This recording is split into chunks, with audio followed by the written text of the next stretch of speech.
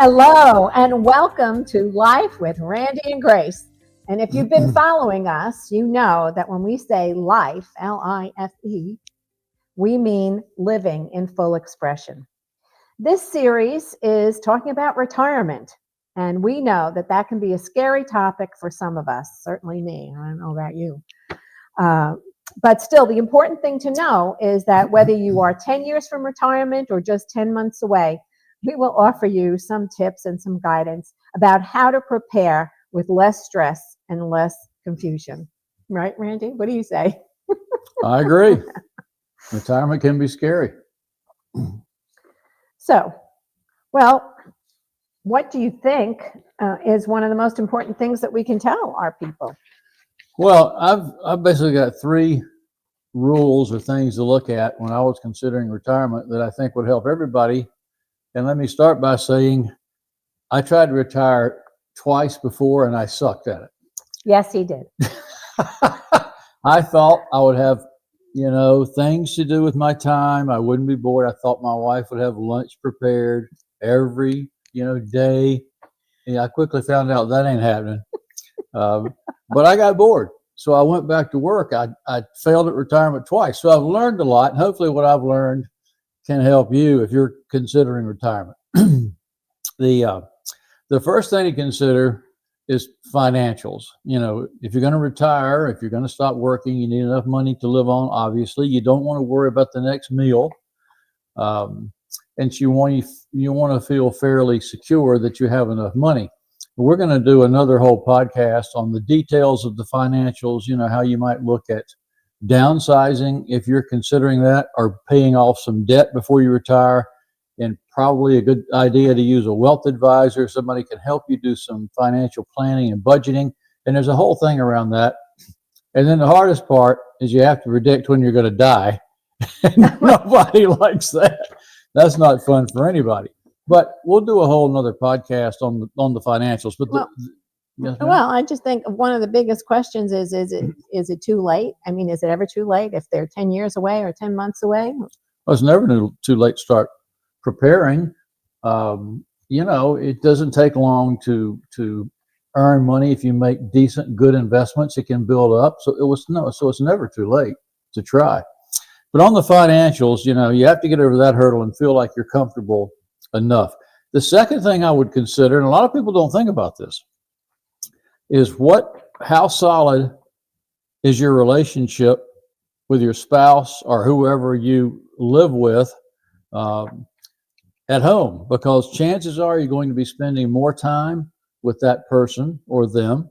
And if already you tend to get on each other's nerves and it could be a little bit, unsettling, you certainly don't want to retire and then 2 years down the road get a divorce. So make sure, Randy, your relationships are in fairly good shape. In a lot of ways, your relationships can become stronger. But that's a very important thing to consider. And the third thing, which is extremely important, which is what I failed miserably at the first two times, is what are you going to do with your time? It's very important that people have something that's fun or rewarding to spend your time on. A lot of people have a hobby like painting or, building boats or whatever. I did not really have one of those. A lot of people live close enough to their grandkids. They can spend a lot of time with their grandkids, which can be very rewarding, and you feel like you have a purpose. But you have a hobby. It's called annoying me. That is one of my more fun things. What are you doing now? What are you doing now? That is one of my more. Well, she did a great job. I mean, she hasn't retired yet. She still does so much and works on her own, and so she's always busy, and I mean always. But what I did was I went back to work. What I realized was I enjoyed working more than I thought I did, a lot, when I retired. And I couldn't play golf. I like to play golf, but I can't play golf 3 times a week, 4 times a week. I just don't like it that much. Plus, it's not as physically, it hurts to play that much now. So I had to come up with something. So the third time I tried to retire, I was a little smarter.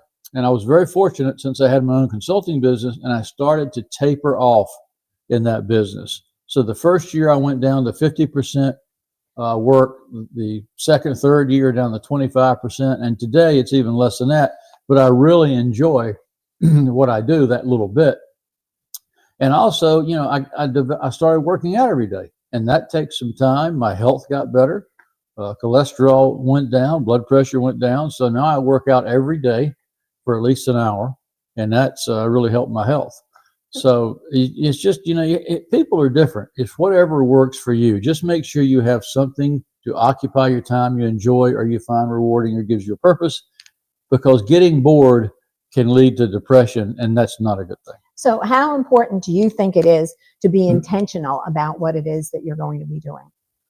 Well, I think it's important to be intentional about anything you do, but the problem I had was I didn't really plan out what I would do with my time before I retired. So it's important to think about it. Maybe you develop a new hobby. Maybe you think about this and develop some things you want to do when you have more time.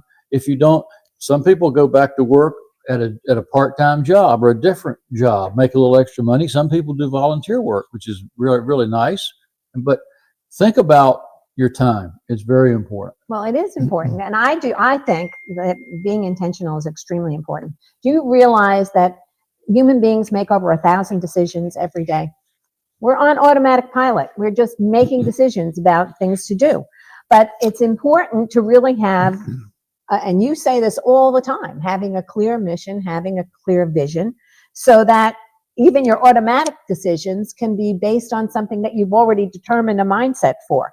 So if you do have that in your head. So, okay, he was talking about the fact that I wasn't cooking lunch. Really? I was preparing things, but the thing is here, my long-term vision and mission certainly was that we were going to have a strong marriage, and we were going to have a life together. I mean, I believe that. So even little decisions come back down to the basis of, what do I want in my future? Him. Likewise. So if you have something, whatever your vision is, whatever your mission is, when you start to make retirement decisions, do they line up with what your long-term goal was? I have a little sign. Where's my sign, honey? I have a sign. And this little sign was actually inside my little cabinet door. And it says, does this choice empower me, and will it lead me to my goals? Every time I have a little desk with a little drop down and the door opens, and I see that all the time. So it reminds me that whatever it is I'm going to do now, will it keep me on track with my goal? Because we can get distracted. Yeah, very absolutely. And all of a sudden, ooh, there's something new, or there's something flashy, or something happening. But will it lead me to my goals? So whether that's a retirement decision, or a financial planning decision, or a money management decision, or an investment account decision, it's important to have some baselines so that you can work. Well, it's a good point you're making, and what you're basically talking about is plan for retirement before you retire. Whether it be savings, give some thought to what you'll do with your time, and that kind of planning is very important. Even though I didn't do very well at it the first 2 times, I finally learned. Well, I think that, we want to be in a position where life doesn't just happen to you, right? We talk about this all the time. Are you a person who makes things happen, who watches things happen, or says, what happened? That's not a good place to be. So you want to be able, and you know what? If you are 10 months away, or it's tomorrow, there's no time like the present to start. And you can have a new vision, or reinvent an old vision, whatever it is. Well, along the same lines, one of my business leaders one time was very smart. He said, choose your own destiny, or someone else will choose it for you. Right, exactly. So bottom line is, you can start now. No regrets, no beating yourself up. Just make a step forward. And there are a lot of people who have changed their lives in later years, right? I think Julia Child didn't become a chef until it was after she was 50 years old, at least. And Colonel Sanders didn't do franchises. He may have made the chicken, but he didn't do franchises until he was 65. Oh, I didn't know that. And Laura Ingalls, remember Little House on the Prairie? Well, she didn't even start writing those books until she was 65. And one of your favorite people, Ray Kroc. He's not one of my favorite people. He is from a business success story. Oh, he is. Yeah, I mean, exactly. we sit around all the time and watch these movies about successful people. Believe me, he likes that story. Anyway, he was selling milkshake machines until he ran into the McDonald's brothers and bought it from them and created a fast food $1 million thing. Empire. So, right, empire. Thank you for that word. He's good with words. Okay, the next category. Are you ready for a question? A question from you? No, from the audience. No, not yet. Okay. Hold on, people. Just hold on. Okay. What about having a retirement toolkit? Is there such a thing? Well, I would say the toolkit is planning on the things that I already talked about before. That's the tool. Now you can let's take the financial part. There's all in the toolkit. We don't want to get into a lot of that today, but if you have a 401k, you have IRAs or a Roth IRA, or there's all kinds of or annuity things that can be in your toolkit. So having some kind of an investment savings account. Yeah. Of sorts. Yeah, but the toolkit comes after you have your strategy and what you're trying to accomplish, and the toolkit helps you accomplish that. Okay. So, but you do think having a health investment is one Absolutely investment policy. Absolutely. So do I, except differently. He's looking at it from a money focus, and I'm going to tell you that your long-term health care is about what you put into your body. Everything that you do, whether it's exercise or eating right or avoiding things that you shouldn't eat, those are deposits in your long-term health care account. So don't underestimate that kind of stuff, because you know what? Things happen quickly. And if we don't want to be one of those people who say, what happened? We have to be prepared. When I broke my leg, how many years ago is that now? 7, 8 years? I don't know. But, I would give this advice to all of my clients, and the doctor was amazed at how quickly my leg healed, because I had already been putting in the correct movement and exercise, and my muscles were ready to recuperate. So it is important to do that. Well, and that was my point for me personally. I work out every day now. I never did that before. And I feel better. My health seems to be better. It's just very important. I think it's great. What about, I think there are special things that women have to do to be ready? I'm not a woman. I have no idea. Can you define a woman? Well, okay. All of the things that Randy is good. And like he said, we will point out in future episodes about how to choose financial planners and all of that kind of thing. But a lot of times women face different kinds of challenges that men do. Many of my friends, their husbands have already passed, so they've either had to care for them and be caretakers in their later years, or we have all cared for our parents. We have both cared for our parents. Well, you made me think one other thing. In retirement, I think you never know in this world what might happen. So I think it's extremely important. You and I talk about it a lot. If something should happen to one of us, the other one knows, about especially all the financial things and all that goes with it, and the payments and how to handle that, where the money is. Because a lot of people die unexpectedly and they have no idea. Right. So that's very important too. So, but again, sometimes as a woman, you have to change careers or interrupt your career or begin a new career after some things. So you switching gears sometimes is a harder thing. And I can honestly say, I've faced some of that, caring for my mom. That was a trip. But this is exactly where having a long-term vision becomes very, very important and can be extremely, extremely helpful. And the other thing is, it kind of dovetails with our next topic, which is about having faith.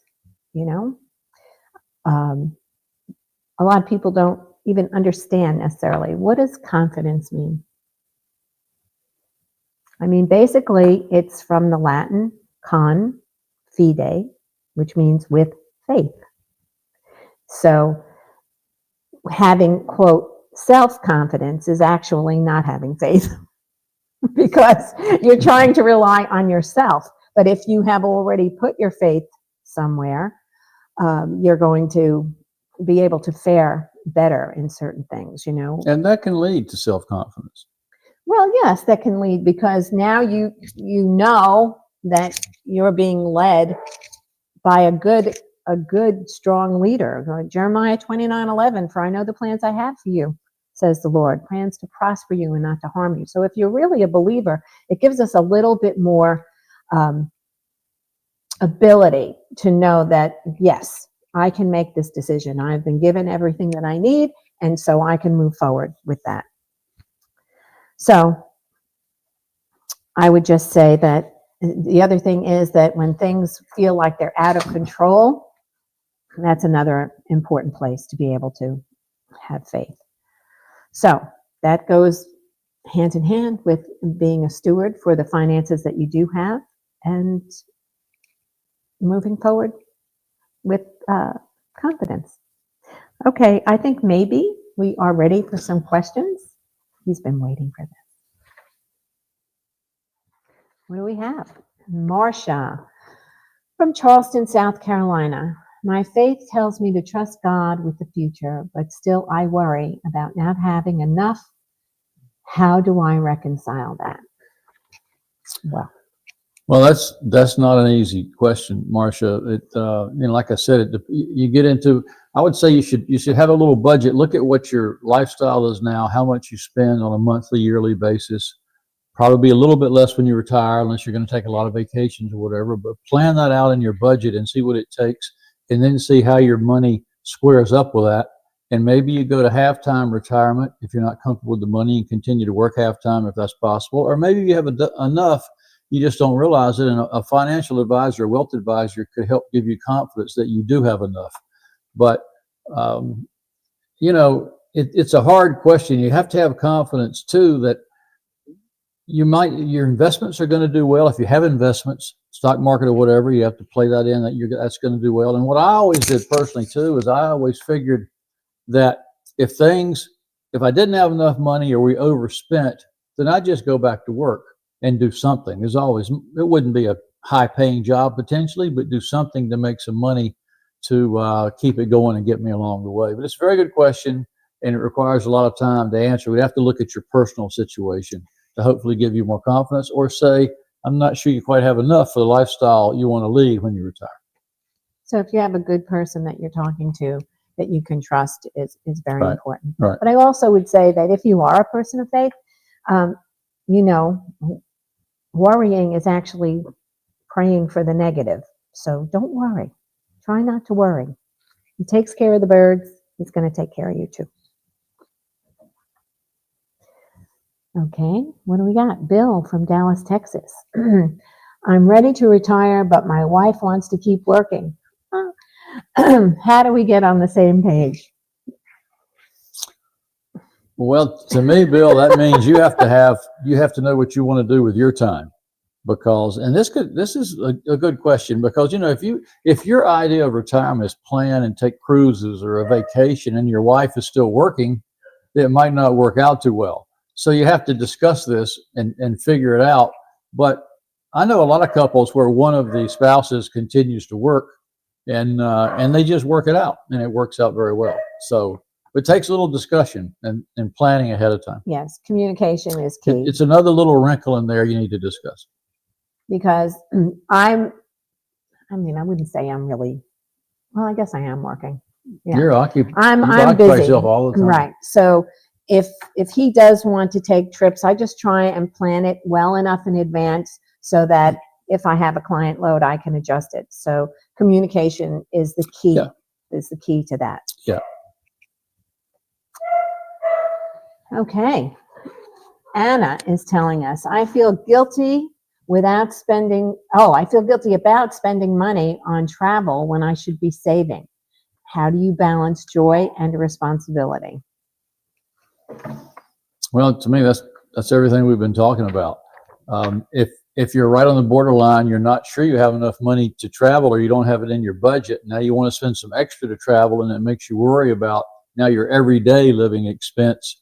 Travel may not be worth the extra tension, but it all gets back to budgeting and budget the travel and what you want to do, and then let's make sure you have enough financials there to support it. But I can understand, unless you're comfortable with your financial situation based on your desired lifestyle, it's going to be a little uncomfortable. So you either have to travel less, try to figure out how to increase your financial portfolio, or something's got to give. Well, yeah, you got to be surrounded by the right people who've given you the right advice. Right. And then you should have confidence that you can responsibly handle whatever you need for yourself or the people that are in your life. And it's interesting that you use the word joy, because joy surpasses happiness.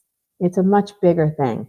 So when you're doing things that bring you joy, you will be able to handle the responsibilities that go with it. Remember, happiness comes from happenstance, right? Joy overcomes all of that. So yes, make sure you have the right people and giving you the right guidance, and then you can do what you need to do and still be joyful. Okay, Karen in Detroit says, I'm 55 and just started saving seriously. Is it too late to build a comfortable retirement? Absolutely not. Comfortable is a relative word, but if at 55, if you start saving in 10 years with decent investments, you can double your money in your savings. So it's never too late to start. And again, that'll add to your financial picture when you approach retirement, and then add it into your budget and see where you go. But it's never too late to start saving and to start planning for retirement. So wrapping it up, it's never too late. Changes come, sometimes they come because you've planned them. Sometimes changes are thrust upon you, but if you've made your plan, you'll be able to handle those changes. You can have confidence in God. That's a big thing for me. And then you'll be able to have confidence in yourself. You'll be able to control the little things that have been out of your control when they hit, because you'll be making decisions based on the mindset that you've already created. And if you're just creating that now, that'll take you through to the future. So we hope that, any other closing thoughts, honey? Nope. So we hope that you had a good time, had a little fun watching us. And so thank you for joining us. And I hope you learned something in the process. And I hope you will consider joining us again next time on Life.